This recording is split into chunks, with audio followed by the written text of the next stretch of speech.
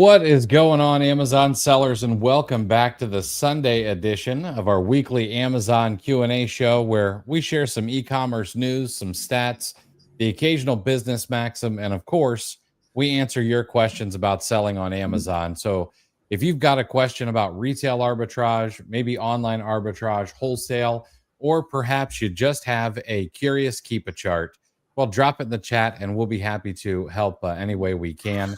Now, for those of you who might be new here, my name is Chris Grant, and to my right is my anathematized co-host, Chris Rasick. Chris, what's going on, man? Freshly shaven. We're right into Movember. Looking fresh for just a little while. Yeah, this is the part of Movember where I question my motives, and just why. The only thing worse than right now, the early stages, is almost about a week when I start, my skin starts breaking out. It's like, what is this? What is this air? Yeah. So, but yeah, Sunday's going good. Had to shave everything down over this weekend. It's razor needs a nice little break. But yeah, November, we're in the second third of Q4.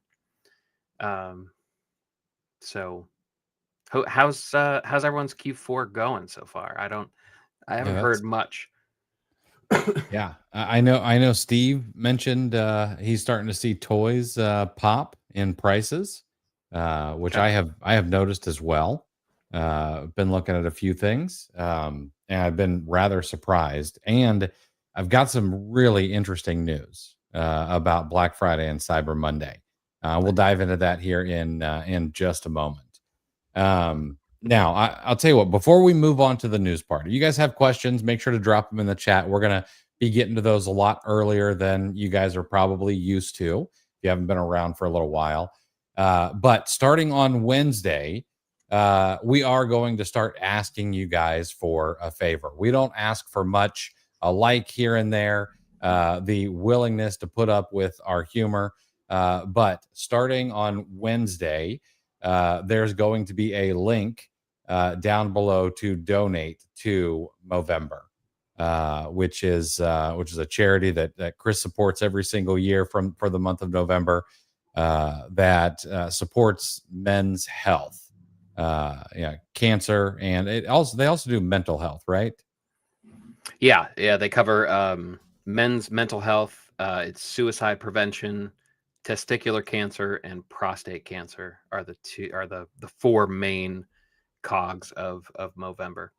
And if you're not familiar, if it's the first time you've heard it, basically people sign up for Movember, and some of us choose to grow a mustache over the month. That's the Movember instead of November. The little nickname they have is a Mo for mustache. Yeah, so you start the month clean shaven, and then you grow it throughout the whole month.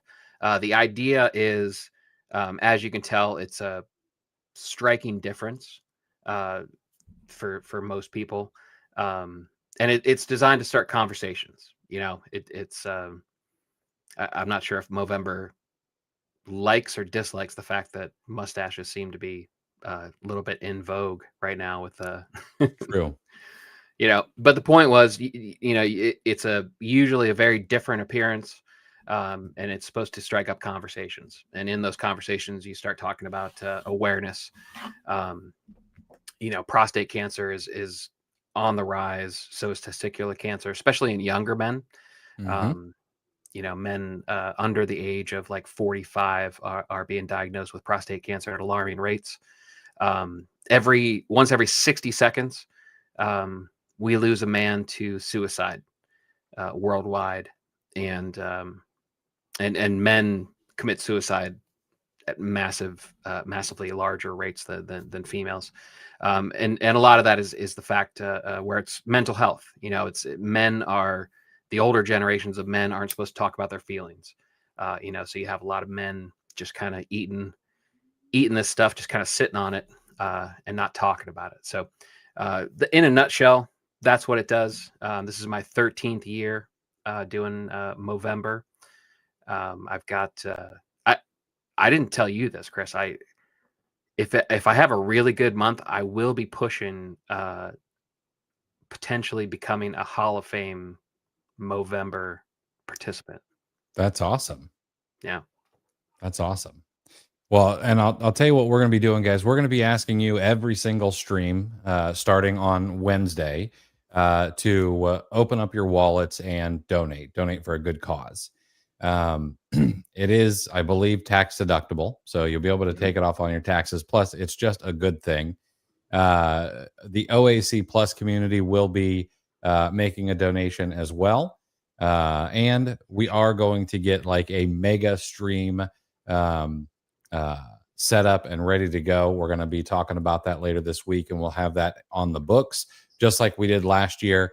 There will be prizes, giveaways, and all kinds of things to help you in your Amazon business. And of course, we'll be asking for some donations. We'll be asking often. We'll be asking without regret to support a good cause and hopefully beat last year's numbers. So I hope you guys are ready for this, because we'll be asking a ton and hope that you are willing to help. We don't ask a whole lot, some likes here and there, and we come and do this twice a week. So we hope that you will be willing to support a good cause. All right, let's talk a little news, and then of course we will answer your questions as well. And yeah, I do see a couple of people, at least one person in here, happy that the Dodgers won. What a series! What a series that was, taking it all the way to 7 games. Man, I couldn't watch it because it went well past midnight, but I was following along in the box score and across Twitter last night, and holy cow, man, really stretching it out there. Yeah, that was like by far the most entertaining World Series that I can remember in a very, very long time. Hopefully it does good things for the sport of baseball. That's probably my favorite sport. But with the modern attention span, it doesn't quite get the love that it normally does. They're trying to speed up the game a little bit, but man, they did themselves a big favor by that was theater. There was so much drama. What a great series. It was really fun to watch. I have not paid as much attention as I probably should have. How many conspiracy theorists are out there talking about scripts like they do with the NFL? I haven't seen too much of that. I kind of got to kind of walk away a little bit afterwards, because there's a lot of redundancy in the the sports channels and that I follow and whatnot. So there's only so much I can take. Happy for the Dodger fans. Not happy that the Dodgers won. I'm a Yankee fan, so I can't. I don't know. I didn't know how to be. I don't know who I was rooting for. I'm just glad it was entertaining. It pick your insufferable. Was basically how I looked at it. Whether it was going to be Toronto fans or Dodger fans, they get to gloat for the next few months. But exactly. All right, let's talk a little news. The very first one is I've got some. I almost didn't believe this. I had to double check it. But Omnisend they're a marketing firm, but they do research every year, and they did a research project across 4,000 participants this year. And their research found that shoppers expect to boost spending by an average of $90 on Black Friday and $60 on Cyber Monday. And the large majority of these people who were interviewed are treating Black Friday and Cyber Monday as a cost-saving strategy. Girl math has really taken root because I'm going to save 33%, which means I'm getting paid to shop. That's right. So this year, consumers across the US plan to spend nearly $80 billion online and in store during Black Friday and Cyber Monday, or BFCM. This is an increase not of 5%, not of 10%, but of $20 billion compared to last year. A $20 billion increase in spend this year at a time when almost every single headline that you read is down in the dumps and negative.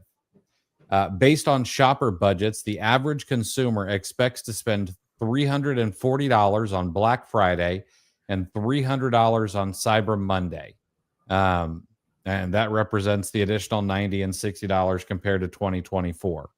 According to this same survey, 40% of shoppers say they'll spend more than last year on Black Friday, and 32% expect to increase their Cyber Monday budgets.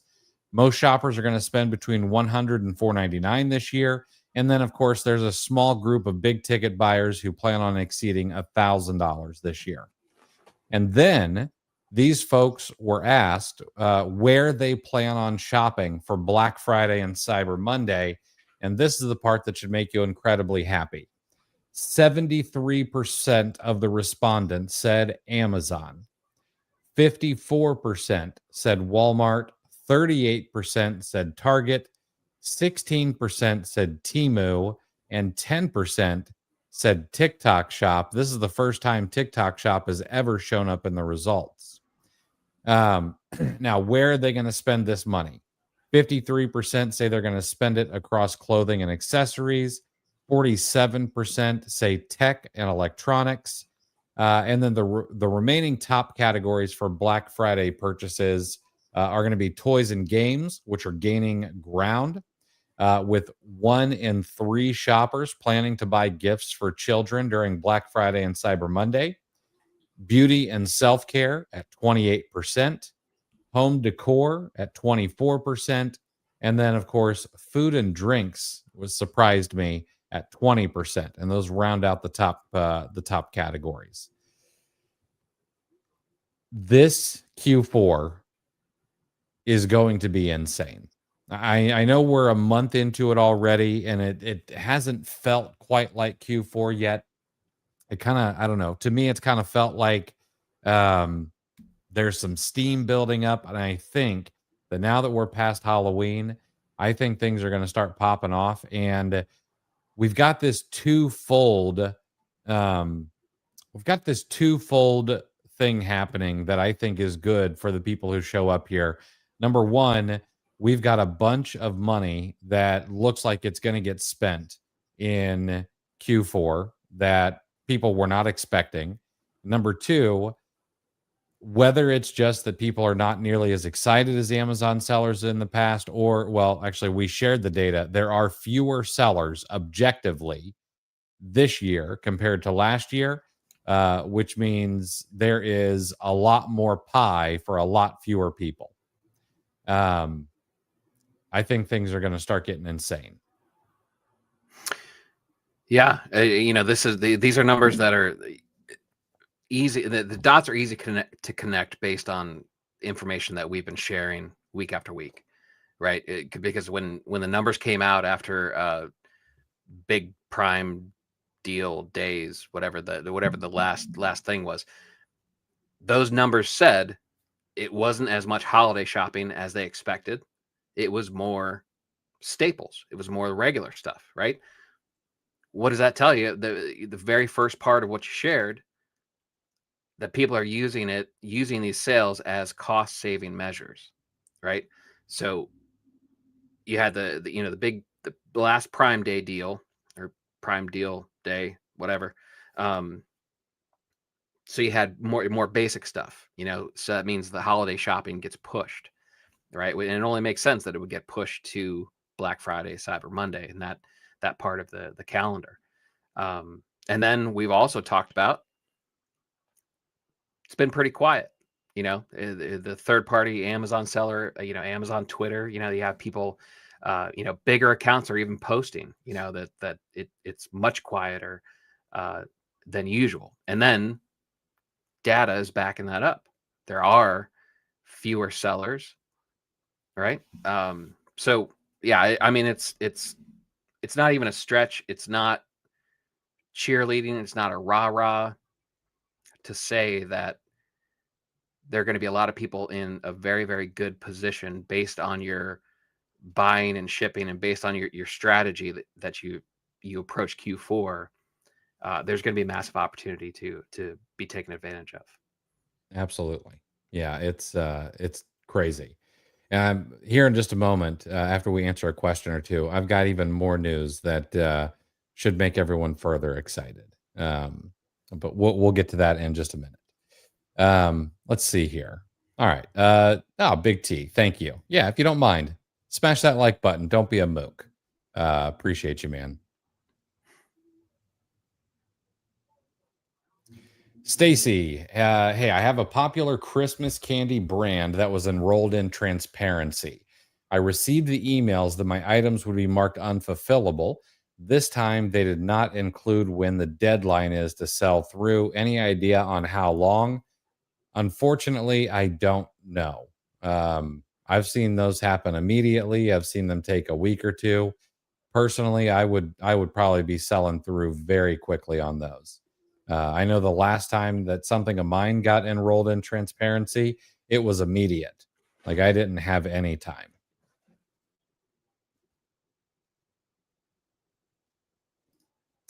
Um, Sir, I'm not gonna be able to pronounce your first name, so I'm gonna call you Mr. Alexander. And I apologize. But hey guys, what is your solution to manage multiple accounts? I'm thinking of registering a second account.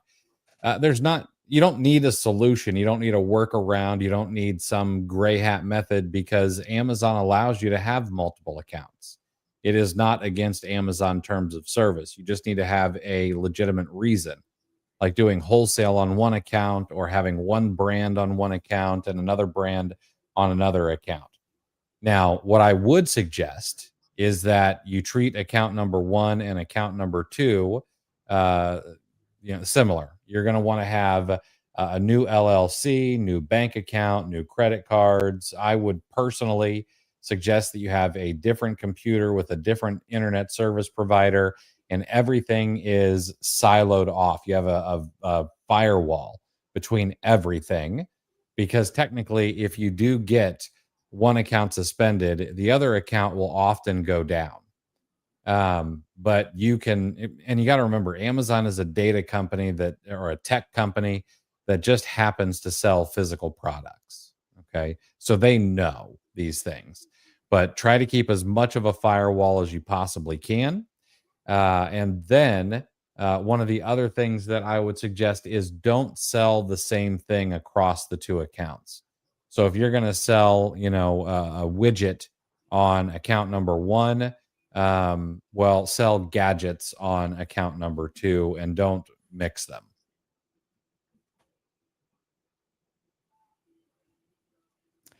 Yeah, potato. I totally feel you. Every time, if it bleeds, it leads. Unfortunately, and we like to look at train wrecks. That is the human condition. But hopefully, we can bring a little good news. Yeah, Debbie, I hope your Section 3 gets handled quickly. And I'd like you to be able to take advantage of the rest of Q4. All right. If you guys have questions, drop them in the chat. We'll get to those here very shortly. The second piece of news, and I know a lot of people they're gonna be like, I don't really care about this because I'm not, an Amazon shareholder, but Amazon Q3 earnings came out. And you might think you don't care about Amazon earnings because maybe you don't have any stock. But as a seller, these things matter. We can learn what the folks in the ivory tower are thinking. We can learn what's working, what's not working. And this can kind of allow us to skate to where the puck is going. So a couple of good things. I mean, first of all, they beat earnings took earnings out behind the shed, just hard. North American sales increased 11% year over year to 106.3 billion. In my opinion, 11% growth in sales for a company that has a market cap of 2.6 trillion is an insane number. Like, that is just nuts. All right. Here are a few notable things that have happened that we sellers should be aware of. Number one, Amazon has increased the number of rural communities with access to Amazon same day and next day delivery by 60% in the past 4 months. All right. Essentially, opening up. Listen, people in rural communities were already buying from Amazon, but this makes it so much easier. Why drive an hour and 45 minutes and have to pass every single, uh, you know, every single horse and carriage on the way to Walmart when you could just wait a day and have the stuff delivered to your mile-long driveway? They have expanded same-day delivery of perishable groceries to 1,000 plus cities in the U.S., with plans to reach 2,300 by the end of 2025. This is all about keeping more people in the Amazon ecosystem and buying more frequently. Like, Amazon knows that they needed to expand the pie to the number of buyers. We've got over 200 million Prime members in the United States alone. Well, now they're making it so people come back more and more frequently. And with the headaches of things like, yeah, I saw someone post on Twitter the other day. They went to both a CVS and they went to a Walgreens, and both of them had like deodorant locked up. Um, those kind of things. Sure, you need deodorant now. You may go there, but if I could have it delivered tomorrow morning, I actually had stuff delivered that I needed today. I ordered it last night at like 8 o'clock at night. It was delivered by 8 a.m. this morning. I didn't have to get up and go to Walgreens for it, and it was probably cheaper than going to Walgreens. They, of course, have empowered sellers with Gen AI tools or generative AI tools, with over 1.3 million independent sellers using these tools to create high quality, engaging product listings and bring even more selection to Amazon customers. Now, as an arbitrage seller, that may not be very helpful to you, but I will tell you one thing that is helpful is the AI that has been built into the seller app. It is surprisingly helpful. You can ask it some very interesting questions. Amazon's expanded multi-channel fulfillment to sellers using Walmart, Shopify, and Shein, so that brands and sellers can reach customers wherever they might be shopping, while also being able to use Amazon's logistics. May not make sense for everybody, but it is another way to be able to get some items to customers fast and be able to ship on multiple platforms. Because I'll be honest with you, I want to sell on Walmart, but I'm not about to send them any of my inventory, knowing how happy they are to to close off entire categories and major swaths of kind of things I can sell. Now, another thing that Amazon has done is they're trying to bring, again, this is another format for them to bring more people into the Amazon ecosystem and keep them there. But just last week, they debuted NBA on Amazon Prime in more than 200 countries, delivering an average audience of 1.25 million viewers in the U.S. during the season opening doubleheader, according to Nielsen. That's pretty solid numbers for an NBA game that's not on broadcast television. Actually, that might be just as good as broadcast television numbers for an NBA game. That's kind of huge. And we've got a whole season of this. We have also got the NFL on Thursday nights on Amazon Prime. And it looks like they may be bringing some more golf over to Amazon Prime next year. These are all good things. Now, the biggest thing that Amazon announced is they expect sales to balloon anywhere from 10 to 13% in the fourth quarter of 2025. You know that companies typically try to undershoot and over deliver, because when they over deliver on earnings per share, that's when their stock goes up. All right. So if we see the sales increase to what Amazon thinks, this could peg US sales at around $130 billion in Q4 alone, compared to last year's $115 billion. And that's only if they hit that 10%. If they end up breaking through to the 13 or even 15% range, we're going to see that number even be larger. So again, the future is bright, I think, as Amazon sellers. Yeah, it's I mean, it's pretty amazing. For them to continue to find ways to increase revenue. It's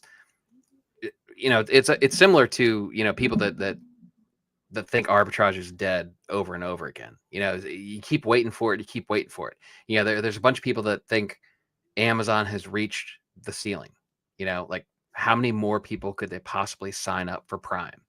Or how much more could they possibly sell on the catalog? But they continue to find ways to keep increasing the numbers. And I mean, you have to give them a lot of credit. I mean, this is excellent management. And there's no reason to think it can't continue, because not only it's a double-edged sword, also because you have growth at this level, and we know, unfortunately, very well that Andy Jassy has been trying to cut costs over and over again. He's already insulating against any kind of downturn, which, to begin with, it's not. You can question how strong of an argument you would make that if there is an economic downturn, or there is a bubble or something like that, that Amazon is actually going to suffer. You could make equally strong argument that Amazon is going to profit from a downturn as well, because we saw it during the pandemic. So yeah, and reaching the first point, reaching those communities out in the sticks, that was huge. I mean, it's amazing that we're seeing these kind of numbers already, because that's something they've embraced. That at the same time, UPS and FedEx were pulling back. That was one of their cost cutting measures, and Amazon doubled down and said, "Okay, we'll do it," and it's seriously paying off for them. Yeah, this is really, it's incredible, and it just makes the first section of what we talked about all the more strong. It's I don't know how you aren't bullish on Amazon moving forward still, even with these big gains already. Yeah. I am very fascinated as to what the future holds. I'll be honest, when I thought Andy Jassy was not necessarily the strongest pick, and maybe it's because I don't think he is necessarily as not as camera friendly as jacked Jeff Bezos. Jeff, when he was a nerd, it was not particularly camera friendly. But once he went on TRT, he got much more camera friendly. Andy Jassy, he just doesn't seem like, but he seems like one hell of a manager. And something I found interesting, and I'm curious what this does to the culture at Amazon, is Andy Jassy came out and said, us getting rid of this latest round of layoffs was not actually to save money. It's not because of AI. It was a culture thing, and so are they really trying to bring back that it's still day one, and if that's the case, and they're going to try to make the culture different or better at Amazon, I think things are going to be kind of nuts. Yeah, it's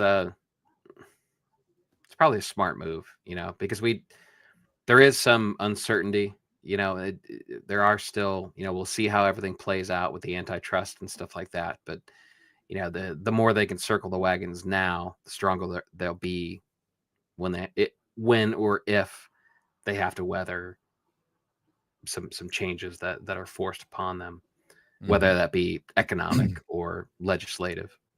Yep. All right, let's answer some questions here, guys. Big T, do you guys run ads? If so, what settings? I tend to forget to add products to the ads that are running. But for arbitrage products, I think that running a catch-all ad campaign is a good idea. You typically just throw everything into one big pile, let Amazon do the auto targeting and all that stuff. Usually max it out around 5 cents per click maximum, and then a maximum per day of maybe $5 or $7. Whatever you're willing to lose in a worst case scenario on the days where once a quarter Amazon's ads get all wonky and run through that ad budget way faster than you expect. If you do that, you're probably going to see a pretty high ROAS. And what I mean by that is 80, 90, 150% return on your ad spend.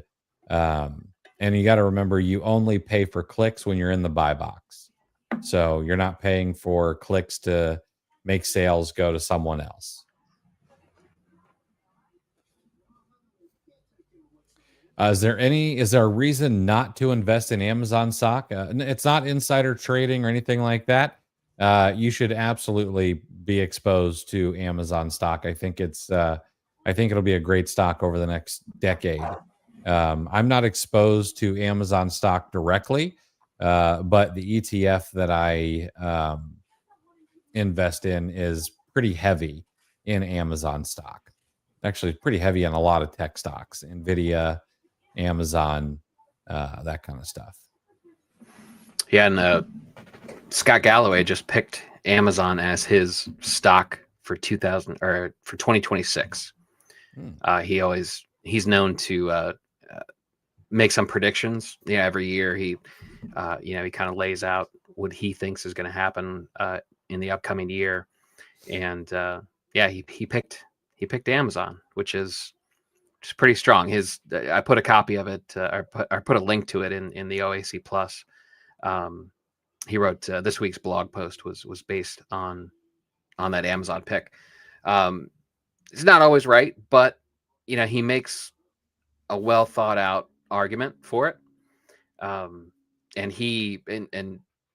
just to quickly reinforce the logic that he uses, last year for 2025 he picked Alphabet.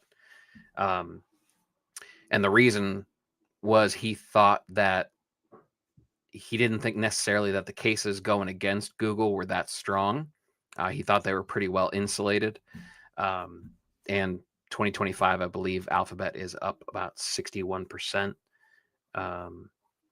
for the year, second to only like NVIDIA, something like that. So that's awesome. You can look up his blog post if you're interested in it. I think No Mercy, No Malice is what he calls it. So Galloway's betting big on Amazon too. So I can't wait for his next book to come out. Very excited about his next book. Yeah, me too. Debbie, I was at an AI for Amazon conference last Wednesday, and almost everyone there was a PL seller. They look at us arbitrage sellers as unicorns.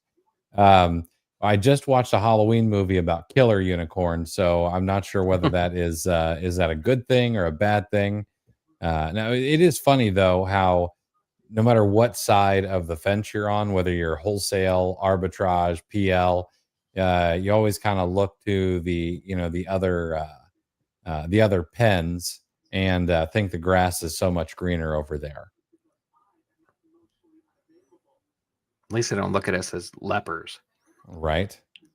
JP, I have a listing that has been selling, and out of nowhere, Amazon now says it will be released in December. Does that mean my inventory will be stuck until then? Sometimes. Unfortunately, this is one where there's no telling for sure. Sometimes they kind of lock it up and they'll take pre-orders from Amazon only. Sometimes they'll let your stuff sell through.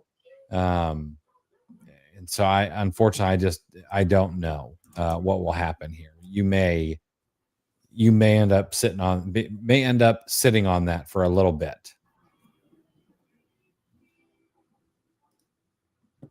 Chris, thanks for your answer. Yes, my name is actually Alexander. Googled a bit for the second account is allowed if a legitimate business need is present. Based on your experience, what are the ways to justify such a need? Just like I said before, maybe you're doing wholesale on one and online arbitrage on another. Maybe you're selling used books on one and wholesale on another. Maybe you have a certain kind of wholesale accounts on account one, and you do plumbing on another. Heck, you can have a second account to be a teaching only account. The business need does not have to be like crazy. Amazon's not going to come to you and say, all right, you need to give us all the receipts and prove why you need this second account. It is okay to have multiple accounts. Hey, Shannon, good to see you. All right, it's been a little light on questions. Hopefully you guys have some. If so, drop them in the chat. Now's the time. Chris, I saw an interesting tweet and I double checked the information to make sure it was correct, but I thought I would share this.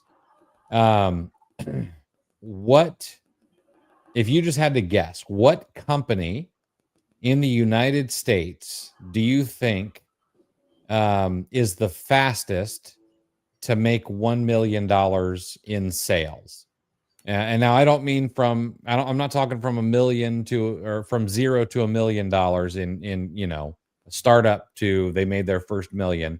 I'm talking, it can be companies that exist and have been around for a long time, but if I just set a timer and said, all right, it's been X number of minutes, this company has made $1 million in sales. Which one do you think is the fastest in the United States? Man, the fastest. All right, so yeah, I mean, JP, that's feels like the obvious guess, but almost too obvious. But yeah, I can't think of anything. I mean, outside of, I mean, it's either Amazon or Google would be the two places that I go. Google is in it. Google, Apple, I see, Amazon. Google, Apple are all in the top 5. Amazon is at 43 seconds. 43 seconds it takes Amazon to make $1 million in sales. Walmart is at a very close second place with 44 seconds. Apple is number 3 at 1 minute and 9 seconds. Google, or Alphabet, is tied with Apple at 1 minute, 9 seconds. Microsoft I'm going to call Apple and Alphabet, or Apple and Google, I'm going to say that they're tied for 3rd place. Okay. Microsoft comes in 4th at 1 minute and 31 seconds. And at 5th is one of our favorite places to talk about, Costco. 1 minute and 46 seconds. I did not expect them to be even in the top 10. No, that's amazing. Yeah. Now, is that taken for, is that averaged out or anything, or is that just the fastest? It's just that point of revenue. Just the point of revenue. That's it. Huh.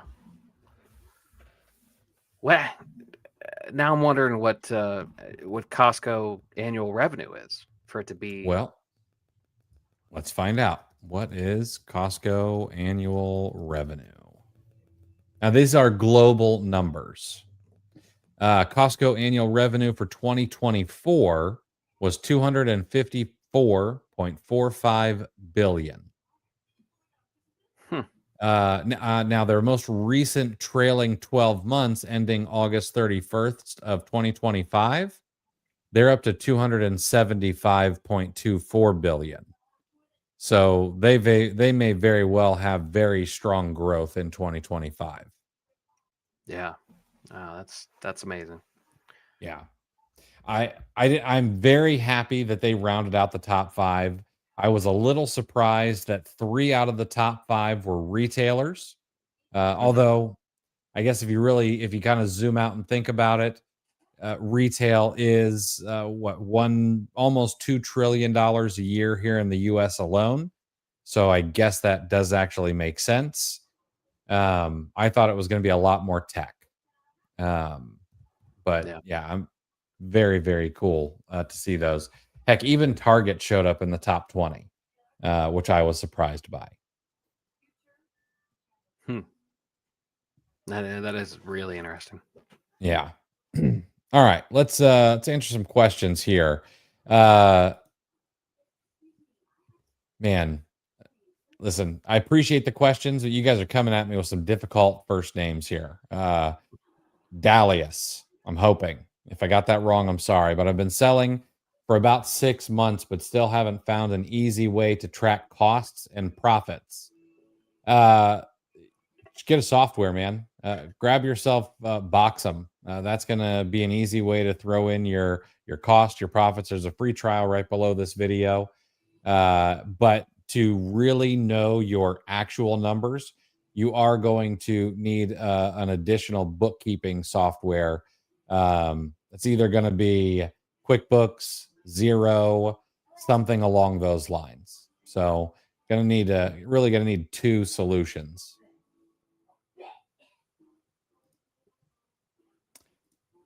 Big T, how would you go about finding the hottest toys in last year's Q4? By hottest, we're probably talking about a strong price increase over decent volume.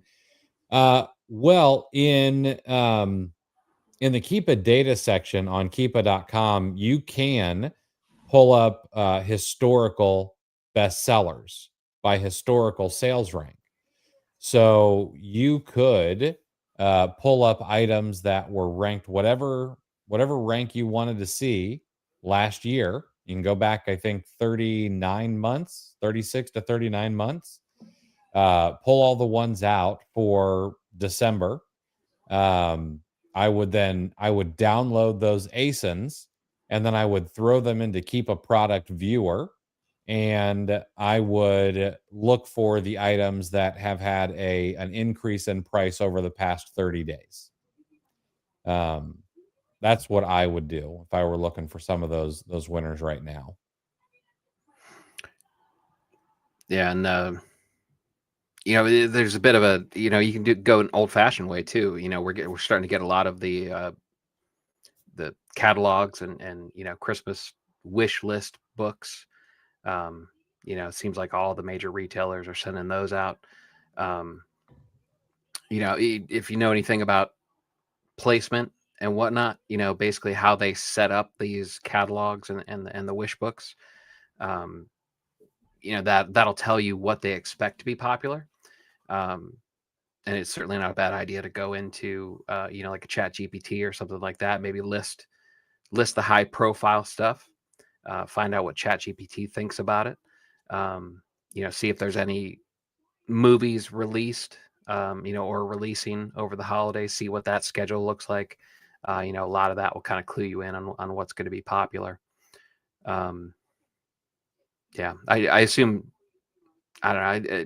I assume Tony's probably not allowed within a certain distance of schools, but you could always ask some grade school kids. No, I'm joking. But you find out, if you have, you know, people that with kids, of different age groups, find out what's on their Christmas list. I know my girls are making out their Christmas list now. Some of the relatives are starting to ask for it. Because there's it. I mean, it's worth the research because think of how fractured um, entertainment consumption is now. I mean, not that I necessarily keep tabs on kid shows or whatnot, but I 4 kids. I've been, I've had my fair share of um, grade school age programming. But I mean, but there's, some kids are, some families are heavy on Netflix. Some families are heavy on Amazon Prime. The kid profiles. Everybody kind of makes that. YouTube Kids. Some families are kind of, cut the cable cord and they stream that sort of stuff through. That's basically replacing their cable. Is YouTube. And there's kids programming and platforms that kids can access there. Um, I don't know anybody personally, but I assume cable companies still exist. And it's probably a larger number of households than I realize. They have programming. So it's quite a wide range. And like the one example, like I had no idea who Miss Rachel was, Mm-hmm. but she is apparently insanely popular. I had asked my Yeah. girls if they knew who she was. Um, and my older daughter did, my younger daughter didn't. But yeah, there's just there's a lot of different places. It's not necessarily, gone are the days of you know half a dozen to a dozen primary channels that everybody watched. There's a lot of different places to go, so it might be a little more spread out. Yeah, anime. Good point, JP. That's the box office. That Chainsaw Man was the top revenue. Was the top movie at the box office. Mm-hmm. Yeah. Yeah, I had to take my son to see an anime movie. I don't remember the name of it exactly. It was just recent, but It was the Demon the Slayer one, right? Demon Slayer, yeah. The midnight showing was packed on a school night. It Mhm. was inside. I felt so bad because I was falling asleep. I could not stay awake. But yeah, it was insane. Um, JP, how do you feel about Vico for tracking inventory? I don't know. One, I can't give you an honest opinion because I haven't used it for that. Two, I know that they say that there's a firewall between Amazon and Vico, but Vico was acqui-hired by Amazon. Um, Using Amazon products to control the price of my inventory or keep track of the cost of my inventory always gives me a little bit of pause. I love selling on Amazon. I think that it is the best platform for sellers. I don't necessarily want them to have access to the data side. Like, I don't want them to necessarily know exactly where I'm buying things, how much I'm buying it for, etc. Um, because companies are just the long shadows of the founders. And one of the most famous quotes from Jeff Bezos is, "Your margin is my opportunity." So if for some reason that data from Vico were to go over to Amazon and they start seeing, oh, hey, would you look at these items that these people are obviously making this kind of margin on? Well, we could do much better by cutting out the middleman and squeezing out that margin to keep more customers on the platform. Now, is that going to happen? Probably not. But do I want to keep that from happening? Yeah, absolutely. So I'll let I'll let other companies hold on to that kind of data for me that aren't feeding it directly into Amazon. It's a conspiracy that kind of died out. That got popular for a while. That Amazon was analyzing what sold the best for sellers, and then uh, whipping And up I, wholesale accounts. yeah, and I think I don't know that they were doing it so much on the wholesale side. They were obviously doing it with the Amazon Basics stuff. You Yeah, know, yeah. that was obvious. And then, of course, they've pulled that way back. They kept things like batteries and some of their clothing and stuff like that. and gotten rid of a lot of the other stuff. And I don't know. I don't know how much Amazon really wants to be in the retail game. I think they want to be a marketplace person, Hmm. which makes sense. But at the same time, I know that they want to sell the stuff that's really popular, everyday basics, so that they can keep the costs way, way down. Hmm. Um, it looks like about 34 to 48 million people in the US still have cable, by the way. 38 to 40 million.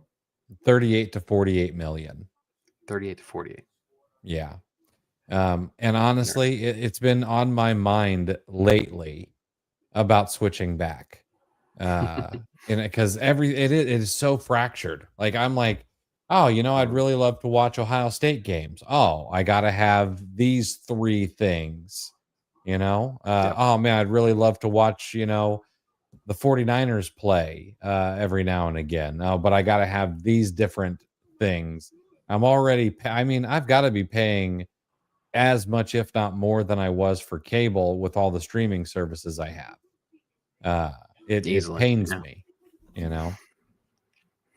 Yeah. It's. I wonder if that's an opportunity for someone new to step in and aggregate all this stuff. 'Cause, like, we have YouTube TV. That's what we use for the main vehicle that we get broadcast television. Um, and they just lost ESPN and Disney, right? Hmm. Because they couldn't come to an agreement. And there's a big banner as soon as I turned it on to watch college football yesterday. Big banner. It said, and of course each side's blaming the other. Um, Kind of tough for YouTube to be like, oh, Disney just won't. They don't want to be fair, so they don't have your best interest in mind. When Google just reported like $100 billion profit quarter, like And Disney's tough. not doing that well. Yeah, yeah, yeah. ESPN's been in trouble for a long, long time, and but I don't know. But it's like, okay, these $1 trillion companies, just like, oh, I, I don't know. It just kind of, I just kind of check out. I don't want Yeah. to. I don't. And there's always something. Like YouTube, they're constantly having to renegotiate with somebody, and there's always the threat of blackouts. It was Fox not too long ago, and then that was only a few weeks ago, and now we're looking at ESPN too, and it's like, I don't know. Yeah, I mean, it's not easy either, because if I really wanted ESPN, I have ESPN Plus because I signed up for Disney Plus. Hmm. So I get Hulu and I get Disney Plus and I get ESPN Plus as part of that package deal. It's kind of, the battleground's a little bit different when I don't need YouTube TV to get ESPN if I really liked it that much. So I don't know. It is so fractured, but I wonder if it's an opportunity for somebody to come in and say, all right, we're gonna tie all this stuff together, and just kind of spit it to you in one nice, neat little interface. I'd be And a buyer. yeah, because you're right. It is getting to that point. I know for a fact I'm paying. I don't know what cable goes for now, but I'm definitely paying more than I was when I had cable, even though it's been a Oh long yeah. time ago. Yeah. All right, guys. Well, it's been real. It's been a good Sunday. We'll wrap it up a little shorter than we normally do, but we'll be back this Wednesday at 5:30. We'll do this thing all over again with you guys. Answer your questions, help you out any way we can as we go through Q4. All right, we'll see you on Wednesday. Hope you guys absolutely crush the start of this week.